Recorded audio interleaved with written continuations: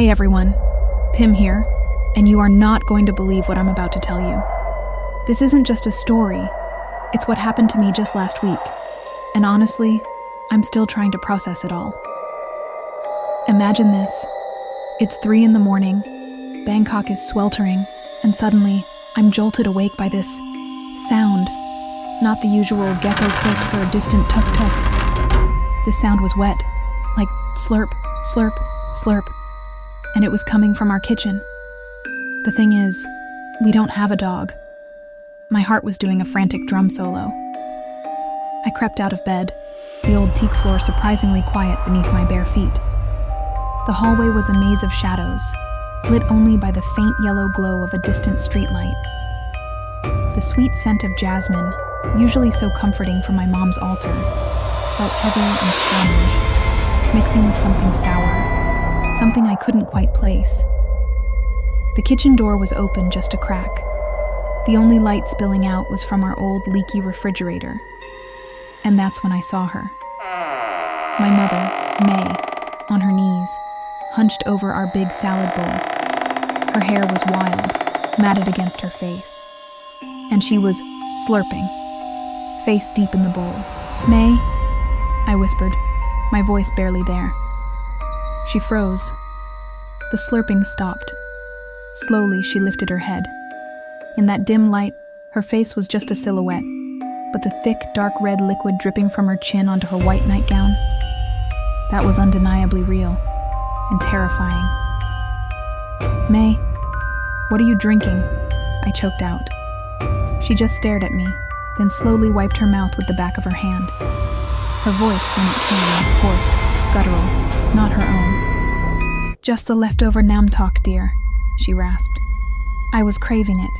Go back to sleep, Pim." I backed away, heart hammering against my ribs. The next morning, she was completely normal. Cooked breakfast, complained about the electricity bill, scolded me for leaving the fan on, and that metal bowl? Spotless, gleaming. She laughed, completely oblivious, and that's what truly scared me. I immediately called V, my best friend from university. He's usually the most rational guy I know, obsessed with Thai history and folklore, always with his glasses perched on his nose. But when I told him, he didn't laugh. He took off his glasses, slowly wiped them, his face serious. "Pim," he said quietly. "Your mother, has she been avoiding the family altar lately?" I froze. How did he know? "Yes," I stammered. "She said the incense made her head hurt." "And has she been showering at night? For a very long time?" "Almost every night," I exclaimed. "My dad even complains she's wasting water." V took a deep breath. "Pim, have you noticed a strange smell around her? Like rotten fish? Or decay?" Suddenly, that sour smell from the night before clicked into place. I'd thought it was just the alley trash, but it had been around her. "V, what's going on? Is my mother sick?" He looked at me, concern etched on his face. "I'm afraid it's worse than that. In our folklore, there are ancient, hungry spirits. They're called Phi Pop. They possess people, usually women, and slowly eat their organs. They crave fresh blood and raw flesh." My chest tightened, a cold knot forming in my stomach. "You're saying my mother is possessed?" "I'm not sure," he replied. "But the signs are clear. They can't stand sacred places, and they constantly wash themselves because the flesh begins to rot from the inside." "No, V, that's impossible." "Pim, listen to me," he insisted, taking my hand, his grip warm and steady. "We can protect you. There's a monk in Ayutthaya my family trusts. He gave me this." He pulled out a small takrut amulet, a metal tube on a red string. "It's a protection charm. Wear it. Never take it off. It hides your warmth from it. If it can't sense you, it will starve and weaken." That night, I put the takrut on. It felt ice cold against my skin. I locked my door, and the night was eerily silent. No slurping, no running water. Just a heavy, suffocating quiet. I hoped it had worked. The second night, the silence shattered. Scratching, a scrape, then a squeak.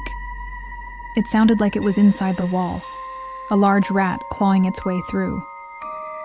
I clutched the talk root, whispering prayers while the scratching went on, circling my room, searching. On the third night, my mother knocked on my door. "Pim," she called, her voice sweet, normal. "Open the door for May. May made cow tom, your favorite." But it was 2 a.m. "I'm not hungry, May," I called back. "Go to sleep." Silence. I thought she'd gone. Then, a long, deep inhale right by the door crack, as if she was smelling through the wood. A low growl of disappointment. My phone buzzed. It was V. "Stay calm, Pim," his text read. "It's working. It can't find you. It's hungry. It's angry. Keep the charm on. 7 days. You must last 7 days. Then the seal will be complete." His words were my only lifeline. My father, Anand, was a civil engineer, often away for work. He knew nothing about this. I felt utterly, terrifyingly alone. The 6th night was the worst. I woke up freezing, the room pitch black. But I knew I wasn't alone. I heard nothing, but I felt something there. The door was still locked. The talk root on my neck was trembling, burning against my skin. Then I saw it. In the corner, where the shadows were thickest, a shape crouching. It wasn't standing. It was crawling, on all fours, but not like a person. Its joints cracked with every movement, a dry, snapping sound. The stench of rot was overwhelming. It was my mother. But it wasn't my mother. It stopped at the edge of my bed. I squeezed my eyes shut, pretending to sleep, tears streaming down my face. Her breath brushed my skin, cold and foul. She leaned over me. I heard her inhale deeply, right above my face. Her hair brushed my cheek. Then she whispered, her voice dry and brittle like dead leaves, completely inhuman. "Almost ready. So ripe. So good." She crawled out of the room, through the wall, as if it had dissolved into air. I screamed. A raw, piercing sound. I tore open the door and ran, straight to V's house. My heart pounded like it would explode. I arrived around 4 a.m. V opened the door, his face pale with worry. He held me while I sobbed. "It's all right, Pim," he soothed. "Just one more night. Tomorrow is the 7th day. It will all end." He brewed herbal tea for me. "Drink. It'll calm you."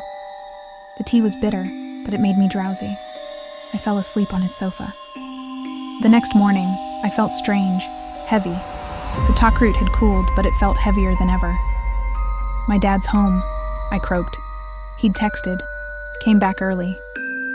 "Good," V said, though his eyes didn't quite meet mine. "You should go home. It's almost over." I went home. My father was waiting in the living room, looking tired and angry. My mother sat at the dining table, staring out the window. "Pim," my father began, "I took your mother to the hospital this morning. She's severely anemic. Her body can't absorb iron. The doctor said that's why she craves strange things. It's a medical condition called pica, not demons." "No, Dad, you don't understand. I saw..." "You saw what?" He cut me off. "A sick, desperate woman hiding her illness because she's ashamed. And this..." He pointed at my neck. "What is this disgusting thing?" Before I could answer, he yanked the string.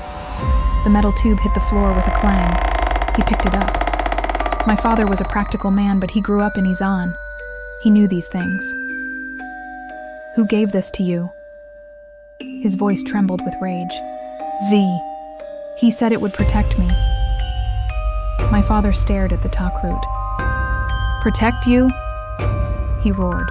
He grabbed pliers and snapped the metal open. Inside was not a sacred scroll of palm leaves. It was a tiny bone, a few strands of my hair, and a thin metal plate etched with ancient symbols.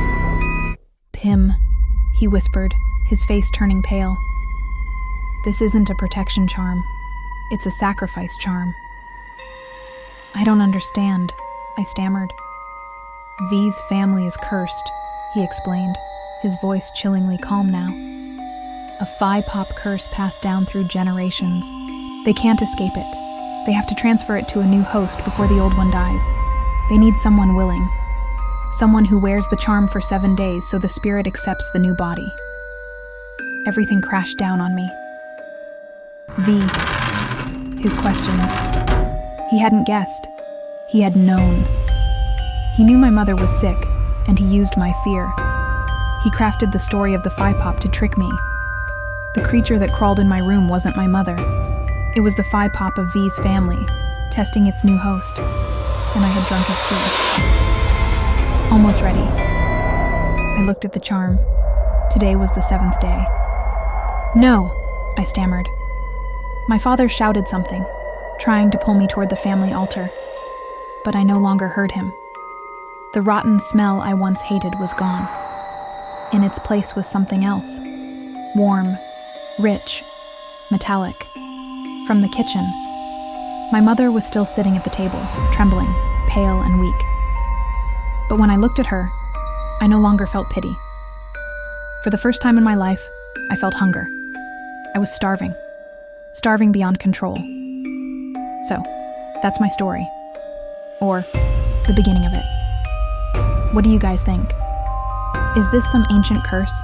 A bizarre medical condition, or something far, far worse?